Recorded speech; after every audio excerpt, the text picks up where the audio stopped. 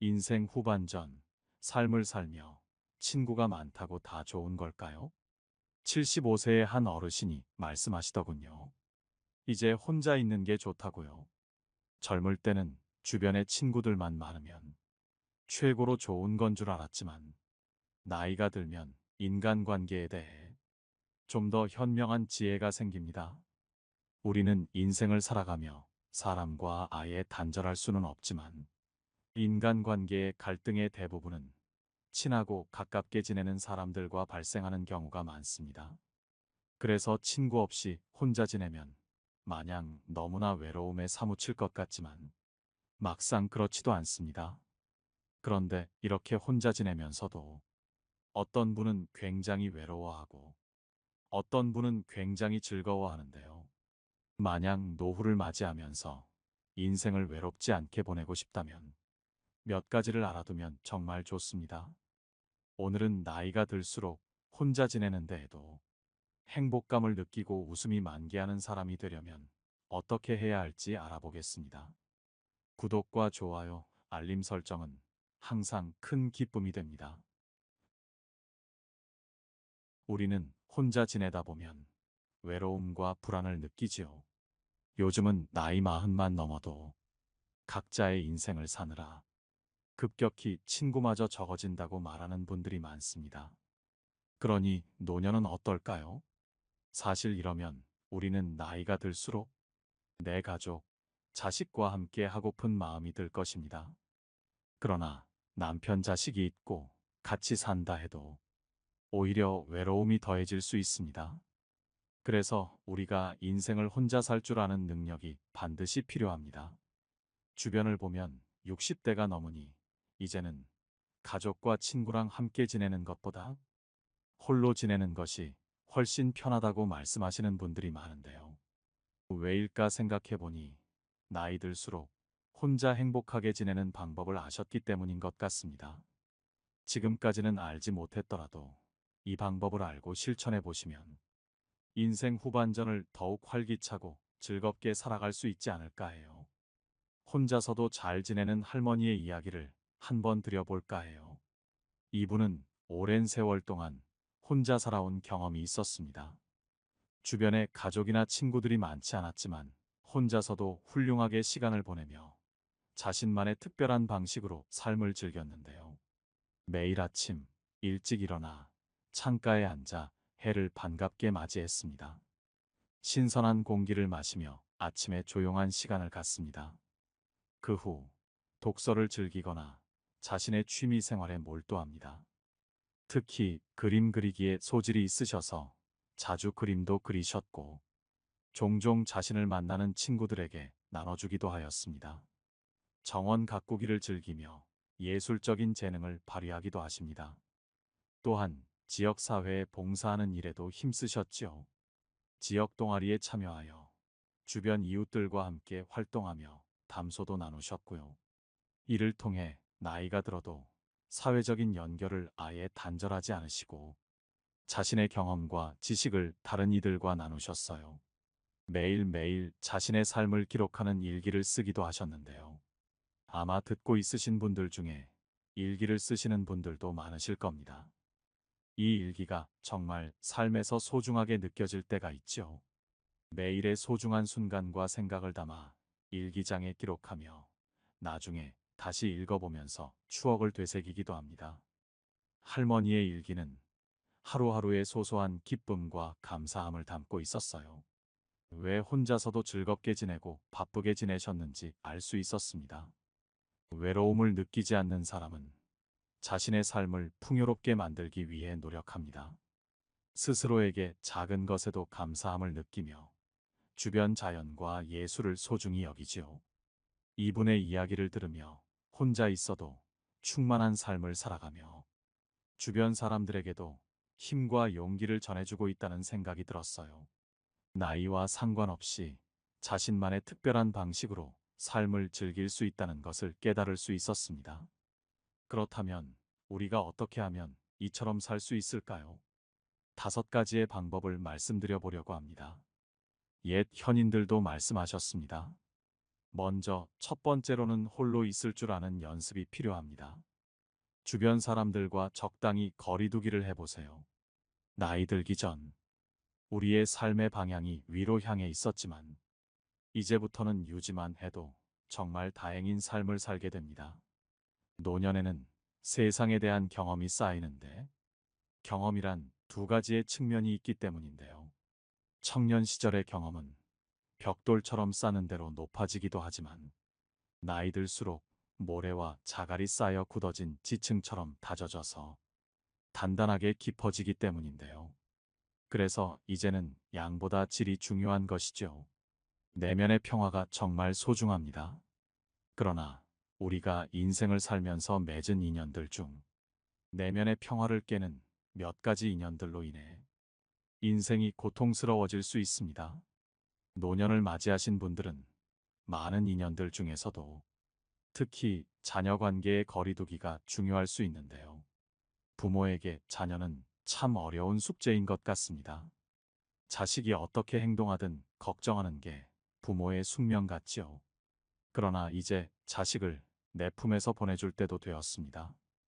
자녀가 이제 성인이 되었다면 한 발 물러서서 거리를 두어야 하는 것이죠. 자식이 한없이 어리게 보여도 사회에서는 이제 성인입니다. 너무 가깝게 지내기보다는 거리를 둘 줄 알아야 합니다. 무소식이 희소식이란 말이 있는 것처럼 아무 일 없고 무탈하게 잘 사는 자식을 둔 것도 부모의 큰 복이지요. 자식의 입장에서도 생각해 볼까요? 자식이 어느 정도 성인이 되면 자신만의 철학이 생기게 됩니다. 이때 부모가 이야기를 하면 듣기보다는 내 앞길에 방해를 하느냐고 말하기도 하지요. 이는 어떻게 보면 자식도 인간이기 때문입니다. 자식을 통제하려고 하지 마세요. 통제를 당하는 것을 좋아하는 인간은 그 어디에도 없습니다. 가깝게 지내던 지인들도 마찬가지로 거리를 둘 줄 알아야 합니다. 친하다고 해서 너무 가까이 지내면 아름다운 장미의 가시에 찔리듯이 오히려 서로의 가시에 찔리기도 합니다. 하지만 반대로 거리가 너무 멀면 우리 인생도 서글퍼지지요. 그래서 너무 멀지도 너무 가깝지도 않은 난로와 같은 관계를 유지해야 합니다. 사람들과 만남을 가져보면서 여러분만의 기준을 세워보시는 건 어떨까요? 가깝다고 너무 허물없이 다 이야기하지 마시고 나에게 해를 끼치는 사람이 아니라면 조금 먼 관계라도 너무 매정하게 단칼에 끊어내지 않는 것. 그것이 나이가 들수록 깊어지는 인생의 지혜 아닐까요? 두 번째, 나의 미래를 타인에게 맡기지 마세요. 재산이든 경험이든 인생이든 뭐든 남에게 의지하려고 해서는 안 됩니다. 세상 사람 중 그 누구도 나의 미래를 책임져 주지 않습니다. 오로지 나는 나 자신만이 책임질 수 있습니다. 하지만 우리는 나이가 들면 마음과 몸이 약해지면서 누군가가 내 시간과 재산을 주면 나를 책임져 준다는 말에 희망을 품기도 하지요. 그래서 많은 분들이 자식에게 돈을 주기도 하지만 어떤 경우라도 이때 꼭 유의하셔야 할 것이 있습니다. 누군가에게 내 시간과 재산을 전부 주었을 때 내가 휘둘릴 수도 있다는 걸 생각하셔야 합니다. 내가 기댈 수 있는 것은 나뿐입니다. 누군가 잘해준다고 해서 상대의 마음 먹기에 따라 언제든 나의 자유가 제한될 수 있는 조건이라면 절대로 그에게 여러분의 시간과 재산을 주셔서는 안 됩니다. 노후에는 경제적으로 불안정할 수밖에 없습니다. 특히 한국의 현실은 더욱 그렇습니다. 그러니 그간 살아온 인생의 열매를 수확하여 그것으로 살아갈 수밖에 없습니다. 혼자 사는데 지장이 없을 정도의 재산은 반드시 가지고 계셔야 합니다. 그럼 자식에게도 주면 안 되나요? 하시는데 자식에게 물려주는 건 좋지만 다 주는 것은 좋지 않다는 말입니다. 요즘은 하늘이 내려준 인연을 저버린 채 늙은 부모를 방치했다는 소식이 심심찮게 들려옵니다. 얼마 전 청원에서도 난리난 사연인데요. 자식들이 버리고 도망가서 3년간 찜질방에서 지낸 80대 할머니의 사연을 아시나요? 이 할머니에게는 무려 6명의 자식들이 있었다고 합니다. 이 이야기를 들은 많은 이들이 가슴 아파했는데요. 할머니는 자식의 대학 등록금을 마련하기 위해 나무에서 누에를 치다 떨어져 허리가 새우등처럼 휘어졌습니다. 할머니는 할아버지와 평생을 자식을 위해 살았다고 합니다. 가난을 대물림해서는 안 된다라며 강원도 깊은 산속에서도 험한 일을 마다하지 않으셨지요. 평생을 자식을 뒷바라지한 할머니와 할아버지는 6자식을 모두 키워냈습니다. 자식들을 위해 부동산과 현금 등 모든 재산을 자식들에게 나눠주면서 마지막까지 최선을 다했는데요. 그렇게 그들이 가지고 있던 것이라고는 부부의 집과 작은 텃밭뿐이었습니다. 어느 날 아들이 찾아와 땅을 사는데 자금이 부족하니 지금 가지고 계신 집과 텃밭을 팔아 돈을 마련해주면 부모님의 노후를 편히 모시고 효도하겠다고 말했습니다. 당연히 예뻐하던 자식의 말을 철석같이 믿은 노부부는 돈을 건넸습니다. 하지만 노부부에게 돌아온 건 차가운 홀대뿐이었습니다. 자식의 배신으로 충격을 받은 할아버지는 극심한 스트레스를 호소하다가 뇌출혈로 돌아가셨습니다. 그리고 자식은 연락을 끊은 채 종적을 감췄습니다. 할아버지가 돌아가신 뒤 홀로 남겨진 할머니는 3년간 찜질방이나 시설을 전전하여 생명을 유지했습니다. 거기다가 자식들이 몰래 이사하고 번호를 바꿔버려 자식들의 집 주소는 물론이고 연락도 안 된다고 하였죠. 물론 이것은 정말 드물게 일어나는 일일 것입니다. 보통의 자식들은 부모가 지원해주면 감사한 줄 알고 부모에게 잘하도록 노력을 하고 있을 것인데요. 이 일이 벌어질지 안 벌어질지는 사실 그 누구도 모르는 일입니다. 그렇기 때문에 모든 것을 다 주기보다는 자식을 지원해 줄 만큼은 지원해 주되 나의 목과 생명 유지를 위해서는 어느 정도 가지고 있는 게 필요합니다. 세 번째, 모든 사람들에게 인정받으려고 하지 마세요. 외로움이란 혼자 있어서 느끼는 것이 아니라 상대에게 이해받지 못해서 느낀다고 합니다. 그래서 혼자 잘 지내는 사람들은 인간관계에서 모든 사람들과 꼭 잘 지내려고 애쓰지 않습니다. 물론 무례하게 굴어서는 안 되겠지만 오는 인연 막지 않고 가는 인연을 굳이 잡지 않는 것입니다. 그리고 모든 사람들에게 인정받으려고 하지 않으며 자신은 인정을 잘하지요. 서로가 다르다는 것을 인정하고 서로가 맞지 않는다면 그것 또한 인정합니다.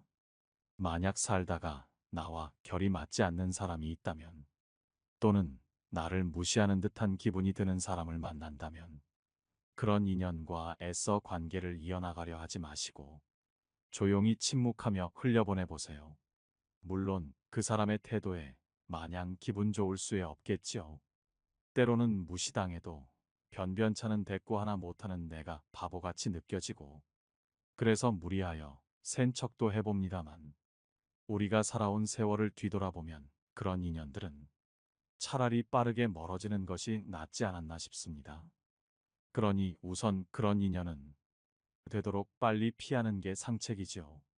그때 올라온 불쾌한 감정은 웬만하면 그 상대에게 표출하지 마시고 시간에 태워서 그저 흘려보내 보세요. 처음엔 답답하다 느낄 수 있지만 그럴 때는 그 부정적인 감정에 집중하시기보다 기분 좋은 생각을 하시면서 분위기 전환을 해보시는 건 어떨까요? 몸을 움직여 보면서 내가 좋아하는 일들을 하면 생각보다 빠르게 부정적인 감정이 날아갑니다. 처음엔 힘들어도 계속해서 부정적인 감정에서 빠져나오는 연습을 반복하다 보면 어느새 부정적인 감정보다 긍정적인 감정을 많이 느끼게 됩니다. 나중에 곰곰이 생각해보면 내가 그때 침묵하지 않았다면 일이 더 커졌을 수도 있겠다라는 생각이 드실 것입니다. 그렇게 내가 모든 사람들로부터 인정받고 이해받고 싶은 마음이 없어지면 자연스럽게 타인의 기대에 맞출 필요가 없게 됩니다. 그 사람에게 굳이 인정을 바라지 않기 때문에 타인에게 신경 쓰지 않지요. 오히려 나에게 집중할 수 있는 시간이 늘어납니다. 내가 무엇을 좋아하는지, 무엇을 싫어하는지, 무엇을 했을 때 만족하는지 알아차려 보세요. 세상에는 나와 결이 비슷한 좋은 사람들 만나기에도 바쁩니다. 그런데 굳이 성향도 다른 사람들과 얽혀서 얼굴 붉힐 필요가 없지요. 네 번째, 너무 나이를 의식하지 마세요. 노년으로 향하며 이제 인생 후반전을 준비하시는 분들 중 지난 날은 안타까워하는 분들이 있습니다. 와, 내가 언제 60살이 됐지, 70살이 됐지. 이런 식으로 숫자를 너무 의식하십니다.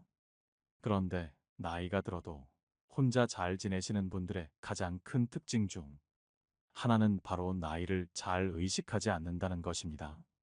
내가 지금 몇 살이기 때문에 내 나이에 맞춰서 뭔가를 해야 한다는 틀에서 벗어나야 합니다. 일종의 강박과도 같은 틀에서 벗어나야 새로운 걸 도전할 때에도 남의 눈치를 보지 않습니다. 특히 요즘은 새로운 취미를 즐기시는 분들도 많으신데요. 얼마 전 70대의 할머니가 트로트 가수를 좋아하게 되며 생활에서 활력도 돌고 이전에는 웃음도 잃었는데 매일매일 웃고 있다며 고마워하는 걸 본 적이 있습니다. 이처럼 새로운 걸 하면서 재미난 인생을 살 수 있는 것인데요. 나이를 의식하게 된다는 것은 결국 남을 많이 의식하게 됩니다. 그래서 뭐든지 도전은 젊은 사람이 하는 것이라는 세상의 통념에 따르게 될 확률이 높아지지요. 그런데 우리는 잘 알지 않나요? 꽉 채워진 것을 비워야 비로소 좋은 것으로 채워진다는 것을요. 내 안에 가득 찬 고정관념을 쏟아내고 내 나이에 대한 인식을 잊어버리게 된다면 어떨까요? 그러면 언제든 새로운 것을 시작할 수도 있고 누군가 내게 새로운 제안을 해왔을 때 흔쾌히 웃으며 받아들이는 여유도 생기지 않을까요? 다섯 번째, 취미 생활과 배움의 끈을 놓지 마세요. 요즘 100세 시대를 맞아 혼자서도 재미있게 사는 분들의 이야기가 많습니다. 어떤 분은 은퇴 이후에 새로운 도전을 위해 바리스타 자격증을 땄다고 하는데요. 이전의 인생보다 더 즐겁게 사신다고 합니다. 처음에는 나이가 많아서 힘들 줄 알았지만 자신의 열정과 호기심을 통해 어려움을 극복했습니다. 마침내 바리스타 자격증을 따기 위한 과정을 시작했고 그에 따라 커피에 대한 지식과 기술을 익혔습니다. 과정 중에는 많은 도전과 어려움이 있었지만 포기하지 않았습니다. 오히려 배울 때마다 어려움이 있으면 그 과정에서 즐거움을 느끼려 하셨다고 합니다. 실패를 통해 배우며 성장할 수 있기 때문이죠.